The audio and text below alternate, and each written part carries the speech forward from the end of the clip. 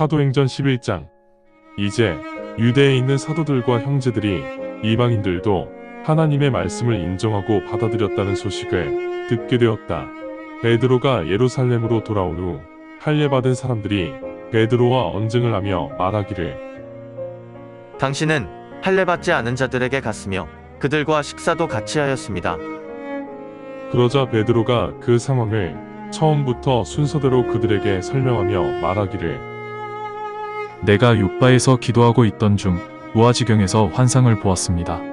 내 모퉁이를 따라 하늘로부터 큰 천같이 생긴 물체가 내려와 내 앞에 멈추었습니다. 내가 그것을 유심히 보면서 무슨 물건인지 궁금해하고 있는데 네 발 달린 땅의 짐승과 야생동물과 기어다니는 곤충들과 공중의 새들을 보았습니다. 그리고 한 음성이 내게 말하였습니다. 일어나라, 베드로야. 죽여서 먹어라. 그래서 내가 말하였습니다. 주님, 그렇게 할 수 없습니다. 세속적인 것이나 부정한 것들을 절대로 제 입에 넣을 수 없습니다. 그러자 하늘에서 다시 그 음성이 내게 답하였습니다. 하나님께서 정결하게 하신 것을 내가 세속적인 것이라 부르면 아니 된다.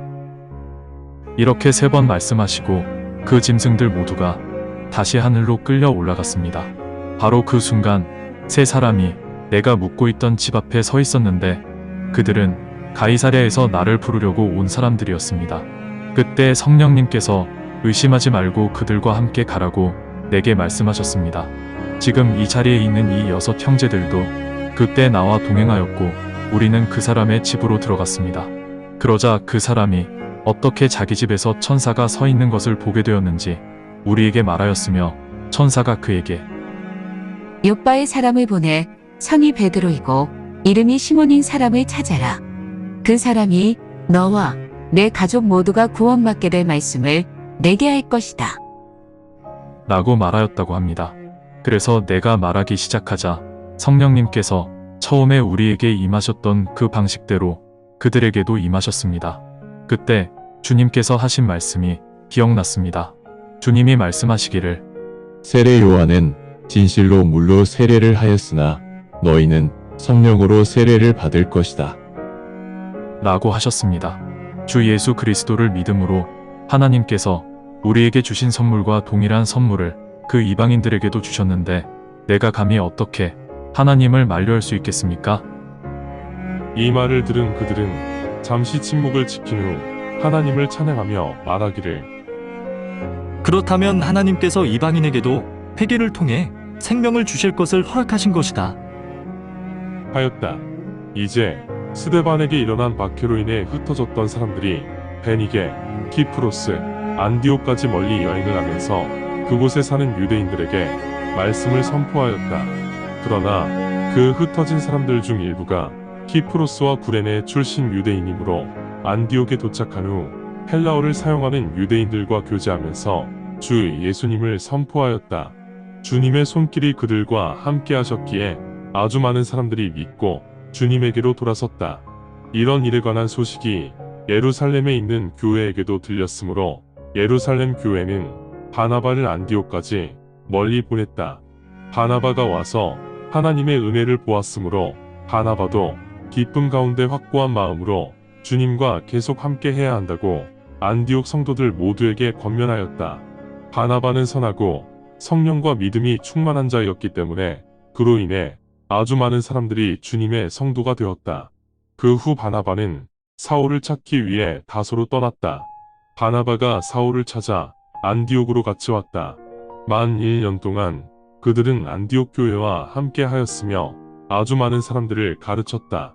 그때 안디옥에서 제자들을 처음으로 그리스도인이라 불렀다. 그 무렵 예루살렘에 있던 대언자들이 안디옥을 방문하였다. 그 대언자들 중 아가보라는 이름을 가진 한 대언자가 일어나 성령님의 대언을 통해 전 세계에 엄청난 기근이 발생하는 것을 보여주었는데 실제로 클라디우스 황제 시대에 그 기근이 발생하였다. 기근이 발생하자 안디옥에 있는 제자들이 각자 능력대로 기부하여 유대에 사는 형제들에게 부음물자를 보내기로 결정하였는데 그들이 그렇게 모금을 하여 바나바와 사울 편에 유대 장로들에게 부음물자를 보냈다. 사도행전 12장.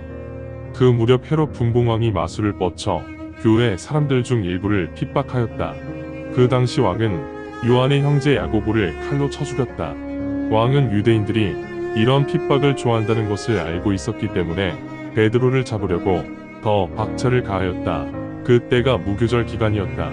왕은 그렇게 베드로를 체포하여 감옥에 가두고 레게 군대가 베드로를 경비하게 하였으며 6월절 후 사람들 앞으로 베드로를 끌고 나올 생각이었다. 베드로가 그렇게 감옥에 잡혀가자 교회는 계속 하나님께 기도를 드렸다.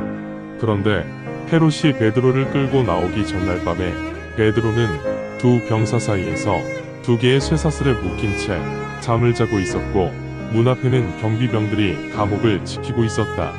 이제 보라, 주님의 천사가 베드로 옆에 서 있고 빛이 감옥을 비추었다. 천사가 베드로의 옆구리를 쳐서 깨운 뒤 말하였다. 빨리 일어나라. 그러자 쇠사슬이 손에서 떨어져 나갔다. 천사가 베드로에게 말하기를 옷을 추스르고 신발을 조여매라. 베드로가 그렇게 하자 천사가 다시 말하기를 옷을 입고 나를 따르라.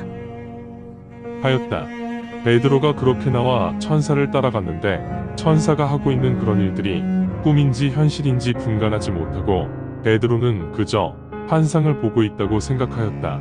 그들이 첫 번째와 두 번째 검문소를 지나 시내로 통하는 철문 앞에 도착하였는데 철문도 그들이 오자 저절로 열렸다.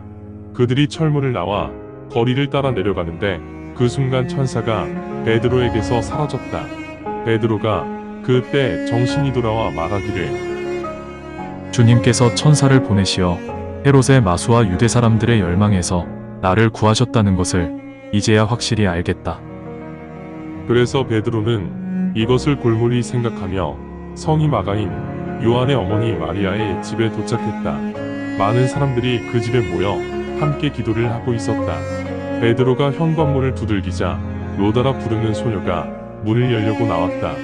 베드로의 음성임을 알아차린 그 소녀가 너무 기쁜 나머지 문도 열지 않고 안으로 들어가 베드로가 문 앞에 서 있다고 알렸다. 그러자 그들이 소녀에게 말하였다. 내가 제정신이 아니구나.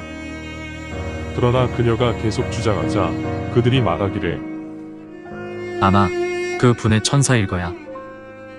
베드로가 계속 문을 두드리자 그들이 문을 열었는데 베드로를 보고 깜짝 놀랐다. 그러자 베드로는 그들에게 조용하라고 손짓을 하며 주님께서 어떻게 그를 감옥에서 데리고 나오셨는지 그들에게 분명히 밝힌 후 말하기를 가서 이 사실을 야고보와 형제들에게 전하시오. 하였다. 그 후 베드로는 다른 곳으로 떠나갔다. 이제 날이 밝자 베드로의 행방 때문에 경비병들 사이에서 작지 않은 소동이 일어났다. 헤롯이 베드로를 찾았으나 보이지 않자 헤롯은 경비병들을 조사하고 그들을 사형에 처하라고 명령하였다. 그때 베드로는 유대에서 가이사랴로 내려와 그곳에서 머무르고 있었다. 그 당시 헤롯은 두로와 시돈 사람들에게 매우 화가 나 있었다. 그래서 두로와 시돈 사람들이 하나로 뭉쳐 헤롯의 시종 블라스도를 섭외하여 헤롯과 평화를 유지하려고 하였다. 왜냐하면 그들 나라는 헤롯의 영토에서 식량을 공급받고 있었기 때문이다. 약속된 날에 왕복을 차려입은 헤롯이 자신의 왕좌에 앉아 그들에게 연설을 하였다. 그러자 사람들은 계속 외쳤다. 신의 음성이다. 인간의 소리가 아니다. 그러나 헤롯은 하나님께 영광을 돌리지 않았기 때문에 그 순간 주님의 천사가 나타나 헤롯을 쳤고 헤롯은 그렇게 벌레에 먹혀 죽었다. 그러자 하나님의 말씀이 점점 강해져 믿는 사람이 급증하게 되었다. 바나바와 사울이 자신들의 사역을 마친 후 예루살렘으로 돌아오면서 성이 마가인 요한도 함께 데리고 왔다. 감사합니다. 주님의 말씀입니다. 성경을 처음 접하는 분들에게 기존의 한글 성경은 항상 이해하기 어려운 책입니다. 그래서 영어판 NKJV 성경과 여러 주석과 참조문헌을 활용하여 내용을 전달하기 위해 쉽게 풀어 표기하였습니다. 성경을 듣고 읽을 때 주님의 영이 임재하기 원합니다. 택함을 받았으나 그 사실을 모른 채 아직 어둠에서 방황하고 있는 어린 양들이 이 동영상을 보고 들어 주님의 새 언약을 확신하고 소망함으로 하나님의 백성이 되어 주님의 나라에서 영원 무궁토록 권세를 누리며 살기를 간절히 원합니다. 아멘.